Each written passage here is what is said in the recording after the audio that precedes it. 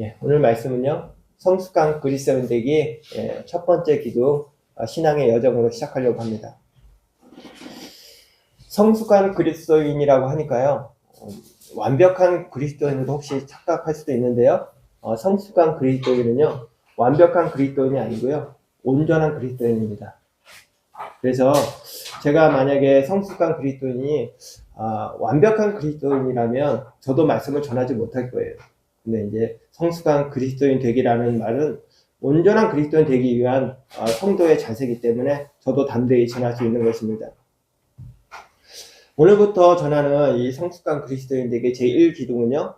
신앙의 여정 첫 번째 말씀으로요. 하나님께서 제게 주신 목회 사명을 이제부터 나누려고 합니다. 저는 지난 1년 동안요. 무언가를 하기보다는요. 배우려고 노력했습니다. 영양군을 배우려고 했고요. 또 영양 그리스도 교회를 배우려고 했고, 그리고 성도님들께서 어떤 믿음의 여정을 걸어왔는지, 또 어떤 기도와 어떤 눈물이 있었는지 하나님께서 들려주시면 듣고 또 바라보고 기다리는 시간을 가졌습니다. 우리는 그동안 주일 예배는 구속사적으로 말씀을 보았고요. 주일 오후 예배는 시대별 연대별 성경 읽기로 통으로 쭉 읽어왔습니다. 그리고 수요 기도에는 강의 말씀으로 성경 원문을 제가 그대로 해석해 드리고요. 그리고 하나님의 뜻을 찾으려고 노력했습니다. 또한 예배만으로는 부족하기 때문에 극동방송 듣기 생활화하고 1년에 1독하는 우리 드라마 바이블을 매일 보내드리고 있습니다. 이제 저는요. 이런 성경 이야기 넘어서 우리의 이야기를 좀 해보려고 합니다. 성경 말씀은 항상 우리에게요. 안주하지 말고 떠나라 라고 말씀하십니다. 더 나은 신앙을 향해서 항상 떠나라고 말씀하시는데요. 이 떠나라는 말씀은요. 공간적으로 떠남을 의미할 수도 있는데요. 진정한 의미는요. 사실 공간의 개념뿐만이 아니라요. 우리의 신앙 상태를 떠나라는 말씀입니다. 어제보다 오늘, 오늘보다 내일 하나님께서 더 가까이 가는 이 믿음의 여정을 말씀하는 것이죠. 그런데요. 이 여행은요. 안주하여 머물면 갈 수가 없습니다. 그래서 항상 떠나라는 말씀에 순종하였을 때 시작되어집니다. 아브라함이 본토를 떠나 나아갔던 것처럼 또 이스라엘 백성이 애굽을 떠나 광야로 가나안으로 갔던 것처럼 성도도 결국요. 새하늘과 새 땅까지 가야 하는 신앙의 여정의 여행자입니다. 그래서 신앙은 매일 도전해야 하고요. 또 매일 자신의 위치를 점검해야 되고요. 또 새로운 부르심에 또 응답해야 됩니다. 오늘부터 시작하는 성숙한 그리스도인의 제1기도 신앙의 여정은요. 나의 현재 영적인 상태를 발견하고요. 또 하나님께서 나를 지금 어디로 인도하시는지를 깨닫고 그 부르심에 아멘으로 응답하는 결단의 자리가 되어야 할 것입니다. 지금 나는 지금 어디에 서 있나요? 혹시 애굽에서 여전히 종살이하고 계신 성도님은 계시지 않습니까? 애굽에서 담대히 나오기는 나왔는데 광야에서 시험과 갈등성에서 방황하고 있는 단계는 아니신가요? 천신만고 끝에 가나안에 입성을 했는데 가나안 칠족들과의 영적 전쟁에서 지쳐있지는 않으신가요? 오늘 본문을 통해서 애굽, 광야, 가나안 내가 어디에 와 있는지 한번 보도록 하겠습니다. 본문 첫 번째로요. 애굽, 신앙 여정의 출발점, 얽매임을 자각하는 자리라는 제목으로 말씀드립니다. 애굽은 신앙 여정의 출발점이고 얽매임을 자각하는 자리입니다. 애굽은 이스라엘 백성에게 아주 익숙한 장소였습니다. 비록 노예 신분이었지만 직업이 있었고요.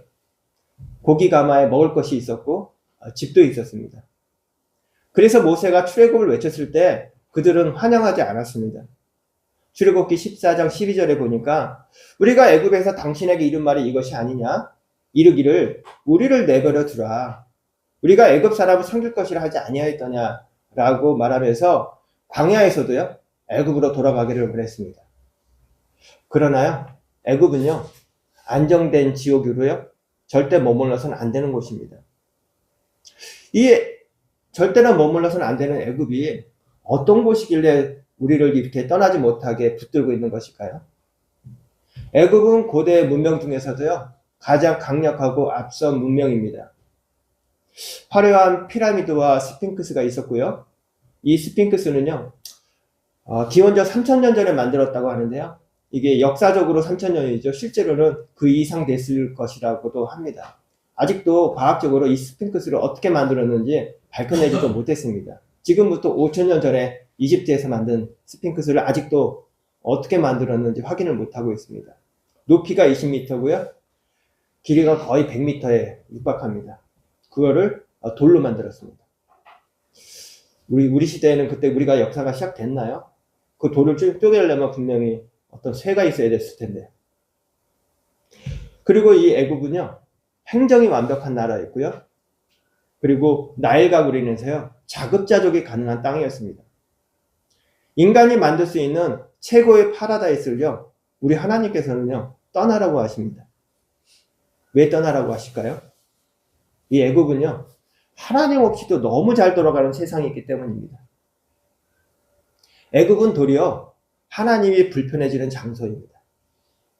혹시 내가 서 있는 곳에 있으면 하나님이 좀 불편하시지 않습니까? 만약에 그런 곳에 계시다면요, 그곳이 바로 애굽입니다. 애굽은 문명의 땅이 아니라요, 영적으로 무감각한 땅입니다.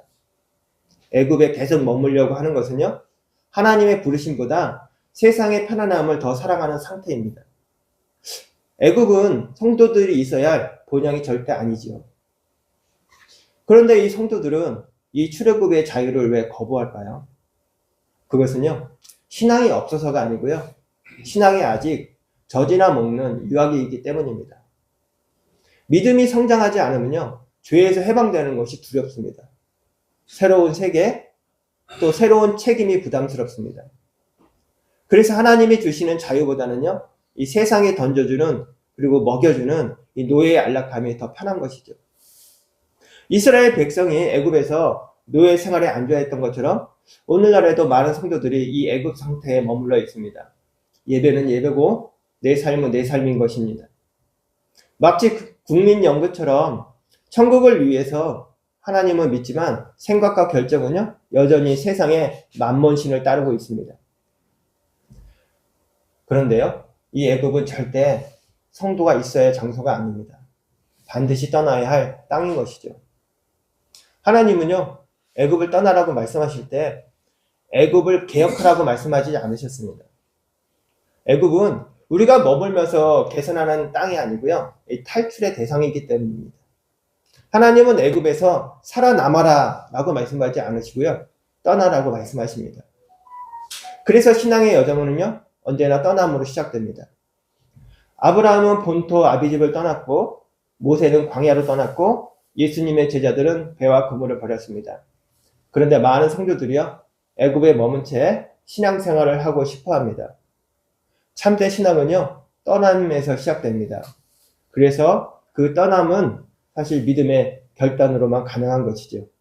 우리 히브리서 11장 24절에서 27절 함께 읽겠습니다. 시작. 믿음으로 모세는 장성하여 바로의 공주의 아들이라 칭함받기를 거절하고 도리어 하나님의 백성과 함께 고난받기를 잠시 죄악의 낙을 누리는 것보다 더 좋아하고 그리스도를 위하여 받는 수모를 애굽의 모든 부하보다 더 큰 재물로 여겼으니 이는 상주심을 바라보니라. 믿음으로 애굽을 떠나 왕의 노함을 무서워하지 아니하고 곧 보이지 아니하는 자를 보는 것까지 하여 참았으며. 아멘. 우리도요, 모세처럼 이 떠나는 결단으로 신앙의 여정이 다시 시작되시기를 예수님 이름으로 축복합니다. 본문 두 번째로요, 광야 학교, 신앙의 훈련소, 하나님이 나를 다시 짜시는 곳이라는 제목으로 말씀드립니다. 광야 학교, 신앙의 훈련소, 하나님이 나를 다시 짜시는 곳. 이제 출애굽을 단행한 이스라엘 백성은요, 바로 가나안으로 입성하지 못하고요, 광야에서 40년 동안 훈련을 받습니다. 왜냐하면요, 이 몸은 출애굽을 했는데요, 아직 그들의 마음과 생각이요, 출애굽하지 못하고 애굽에 두고 왔기 때문입니다. 우리가 어떤 중독에 빠져 있다면 우리의 의지로 끊을 수 있을까요? 물론 의지력이 강한, 유난히 강한 사람들은 끊을 수도 있겠죠. 그런데 저와 같이 이게 평범한 사람은요, 그렇지도 못한 것 같습니다. 저같이 의지력이 약한 평범한 사람들이 이 중독을 끊을 수 있는 유일한 방법은요, 이 상상력을 끊는 것입니다. 몸은 출애굽했지만 이스라엘 백성은요, 바로 이 애굽 중독이라는 상상력을 끊지 못했습니다. 그런데요, 이 상상력을 끊을 수 있는 방법 또한 우리의 능력으로 한계가 있는 것 같습니다. 그래서 세상 사람들도요, 이 상상력을 좀 끊어보려고, 그리고 평안으로 가보려고 단전호흡이다, 요가다, 명상으로 이 상상력을 끊으려고 애쓰는 것이죠. 그런데 이 상상력을 끊을 수 있는 유일한 방법은요, 바로 예수 그리스도의 십자가의 사랑을 깨닫고요, 그 사랑을 붙들고요, 그리고 감사함으로 살게 될 때 중독성의 이 상상력이 끊어지게 되는 것입니다. 그래서 광야는 예수님을 인격적으로 만나는 장소이고, 하나님의 그 크신 사랑과 은혜를 깨닫는 장소이고, 또 하나님의 뜻대로 사는 방법을 훈련하는 학교인 것이죠. 광야는 어떤 학교입니까? 광야는 때때로 고통스럽고, 또 종종 외로움이 물려오고, 또 전혀 예상하지 못했던 일들이 일어나는 곳입니다. 그런데요, 우리 하나님은 그곳에서 우리에게 말씀하시고, 또 불기둥과 구름기둥으로 인도하십니다. 광야에서 하나님은 만나를 주시고, 반석에서 물을 나게 하시고, 또 옷과 신발이 닳지 않게 하시고, 시내산에서 율법을 주셨습니다. 광야는 나의 믿음이 이 풀무불에서 시험받는 장소입니다. 그래서 이 광야에서 우리는 미치도록 즐긴 나의 죄성, 나의 자아를 만나게 됩니다. 그런데 감사한 것은요, 내가 지나는 이 광야는요, 우연한 고난이나 나의 죄의 결과가 아니라는 것이죠. 하나님께서 선하게 계획하신 의도된 장소라는 것입니다. 우리 신명기 8장 2절에서 3절 읽어볼까요? 신명기 8장 2절에서 3절입니다. 시작. 내 하나님 여호와께서 이 40년 동안에 내게 광야길을 걷게 하신 것을 기억하라. 이는 너를 낮추시며 너를 시험하사 내 마음이 어떠한지 그 명령을 지키는지 지키지 아니하는지 알려 하심이라. 너를 낮추시며 너를 죽게 하시며 또 너를 알지 못하며 내 조상들도 알지 못하던 만나를 내게 먹이신 것은 사람이 떡으로만 사는 것이 아니요 여호와의 입에서 나오는 모든 말씀으로 사는 줄을 내게 알게 하려 하심이니라. 아멘. 여기서 중요한 단어는요, 바로 너로 걷게 하신 것입니다. 너로 걷게 하신 것. 이 광야는요, 나의 실수를 통한 나의 죄성을 통한 하나님의 계획된 의도였다는 것이죠. 이스라엘이 광야를 걷게 된 것은 죄의 결과뿐만이 아니라 하나님의 사람을 만들기 위한 훈련 학교였던 것입니다. 광야는 우리에게요, 실패의 자리처럼 보이지만 하나님께서 성숙한 그리스도인 되기 위한 이 전환점이 되는 장소입니다. 하나님께서는요, 광야에서 우리를 하나님의 사람으로 아름답게 빚으실 것입니다. 그래서 광야 학교는 우리가 말씀의 사람이 되는 과정입니다. 하나님은 광야에서 우리를 말씀으로 인도하시는데요. 시편 119편 105절에 주의 말씀은 내 발의 등이요 내 길의 빛이니이다. 우리가 잘 아는 말씀이 있습니다. 주의 말씀은 내 발의 등이요 내 길의 빛이니이다. 내 발의 등이라는 말씀은요, 이 한 걸음짜리 빛을 말합니다. 즉, 이 신년뒤를 알려주는 게 아니고요, 오늘 하루, 내일 아침에 순종할 말씀 그 하나만 주시는 방식입니다. 고대의 등불은요, 앞을 멀리 비치는 헤드라이트가 아닙니다. 한 걸음, 딱 2걸음 정도만 밝히는 등불이었습니다. 하나님은 우리 인생을요, 한꺼번에 쫙 하고 보여주지는 않습니다. 대신 지금 필요한 한 걸음의 빛, 오늘 순종할 말씀 하나를 주시는 것이죠. 이것이 하나님의 방식이고요, 우리의 신뢰와 순종을 요청하는 방식이십니다. 지금 광야를 지나가시는 성도님, 이제는 하나님의 음성에만 민감하시기를 축복합니다. 또한 말씀의 성도, 하나님의 성도로 다시 빚어주시기를 예수님 이름으로 축원합니다. 아멘. 본문 세 번째로요. 가나안, 믿음으로 살아내는 약속의 땅. 가나안은 목적지이지 종착지가 아닙니다. 라는 제목으로 말씀드립니다. 가나안, 믿음으로 살아내는 약속의 땅. 가나안은 목적지이지 종착지가 아닙니다. 가나안은 땅은요, 종착지가 아닙니다. 이제요, 순종으로 정복해야 할 영적인 전쟁터의 땅입니다. 출애굽할 때 이스라엘 백성이 홍해를 건널 때는요, 홍해가 먼저 끊어졌습니다. 그래서 많은 땅이 되었고요, 그 많은 땅을 편하게 건너갔습니다. 그러나 이제 가나안 땅 앞에 있는 요단강은 다릅니다. 제사장들이 언약궤를 메고요, 요단강에 발을 먼저 담그자 이후에 요단강 물이 끊어지고 길이 열린 것입니다.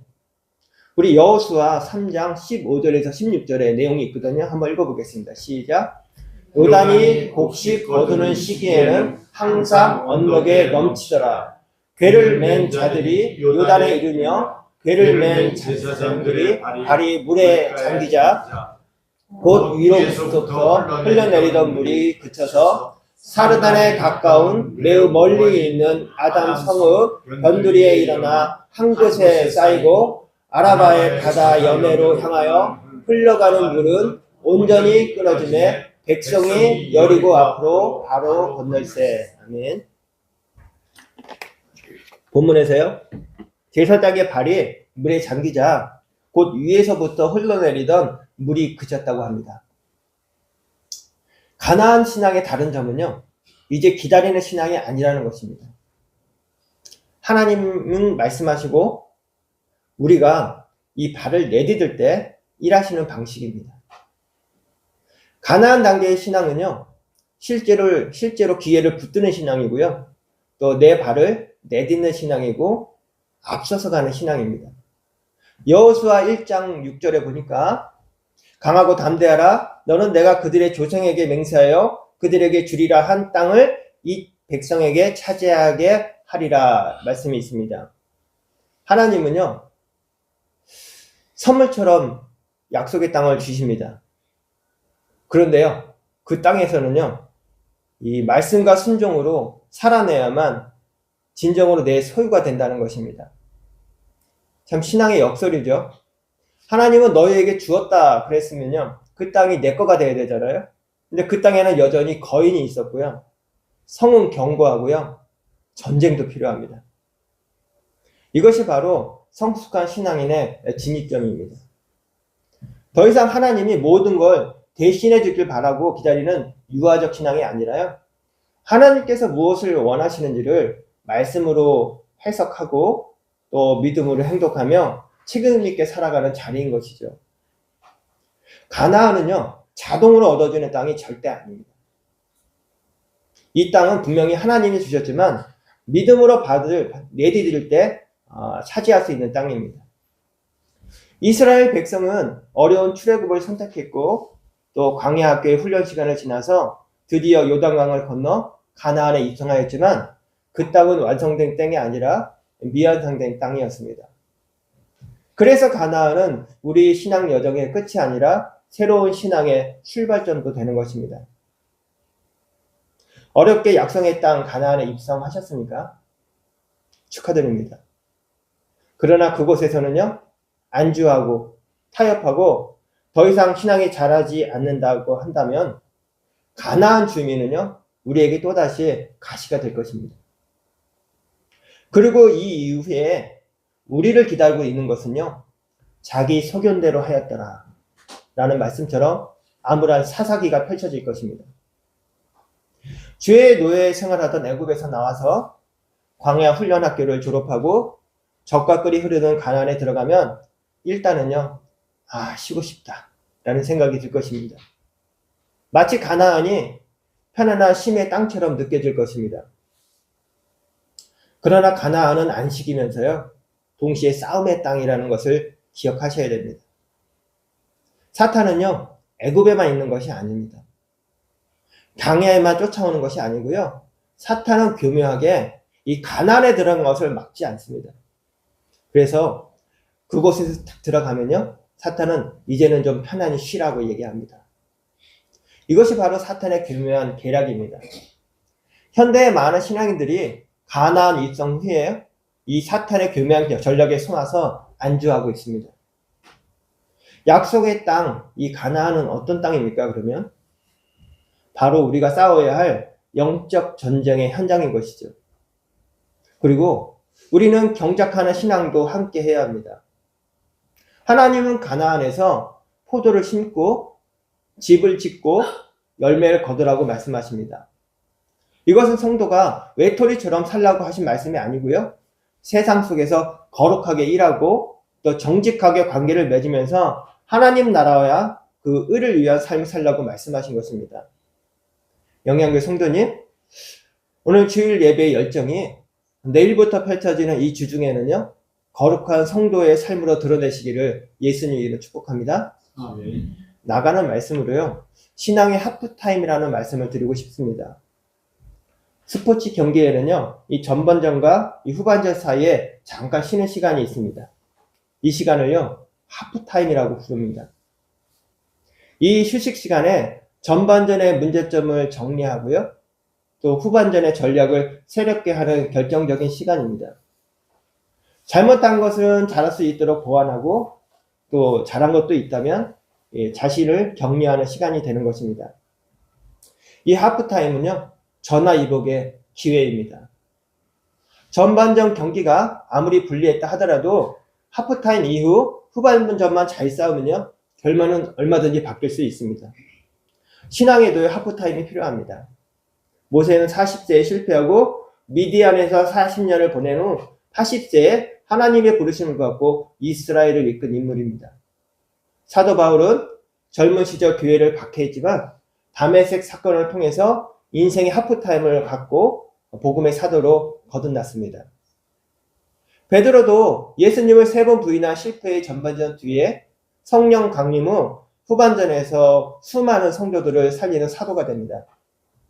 이들은 모두 신앙의 하프타임을 지나서 새로운 여정을 다시 시작한 사람들입니다. 저도 하프타임을 가졌습니다. 제가 하려는 거 다 내려놓고요, 하나님 음성만 들으려고 노력했습니다.